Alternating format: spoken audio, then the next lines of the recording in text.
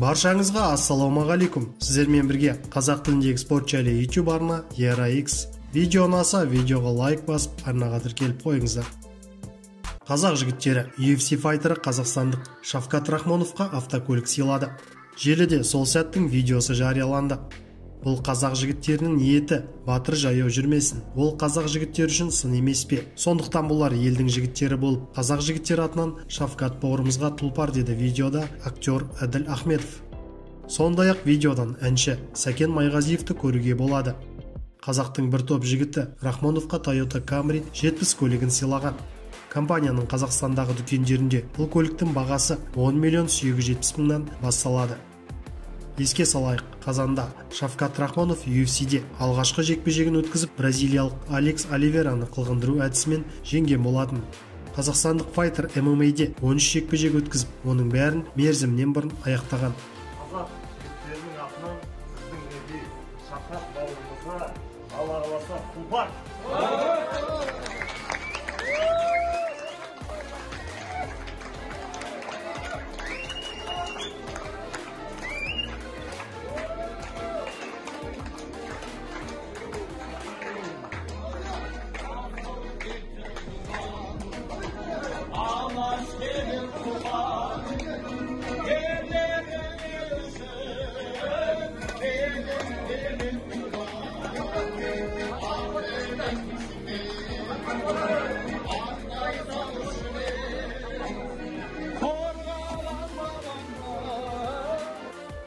Қанат Исламның келесі жекпе-жегі белгіленді.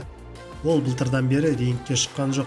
Орта салмақтағы қазақстандық боксшы Қанат Ислам бір жыл үзілістен кейін ақш-та жекпе-жек өткізетін болды.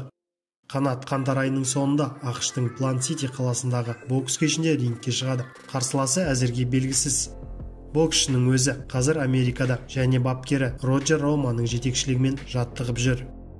Ислам қазан айында жұдырықтасу керек болған, алайда ол кезде қарсылас табылмады. 2019 жылдың 26 қазаны Алматыда өткен кейінгі жекпе-жегінде қазақ боксшысы намибиялық Уолтер Каутондокованы төрешілер шешімімен жеңіп, WBO интернационал титулын қорғап қалған. Али Ахмедовтың бірінші бапкері Сағатбек Өкімбекұлы қазақстандықтың эквадорлық Карлос Кангорадан жеңілу себептері туралы айтты. Сағатбек Мұсахановтың айтуынша, Алидің жекпе-жекке дайындаған тактикасы дұрыс болмады. Ахмедовтың дайындығы қате болды, тактикасы да дұрыс болмады. Али неліктен жекпе-жек басынан төбелеске бас салғаны белгісіз. Менің ойымша, Алиді осы жекпе-жекке дайындаған бапкер үлкен қателік жіберді. Мен Карлос Кангораны соншалықты мықты деп айтпас едім. Дайындығы жақсы, Алиге басында мүмкіндік берді. Кездесудің бірінші жартысынан кейін ол қарқын ала бастады. Кангора әуесқой бокста үлкен тәжірибеге ие. Тек Ахмедовтың жаттықтырушылары қарсыласты жете бағаламады дейді Сағатбек Мұсаханов. Сіздермен бірге болған ERA-X арнасы. Келесі кездескенше.